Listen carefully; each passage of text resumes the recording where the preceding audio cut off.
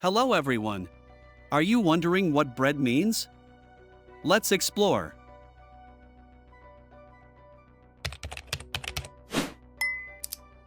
Bread is a slang term for money, often used to refer to significant amounts of cash or earnings.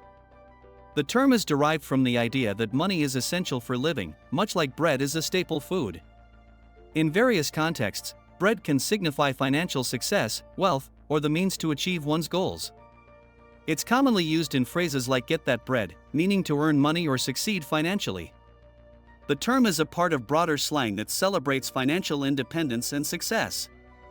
In essence, bread is a metaphor for the money that sustains life, emphasizing the importance of financial security and prosperity in modern culture. Please like the video and leave a comment to support my job. Thank you for watching and see you later. Goodbye.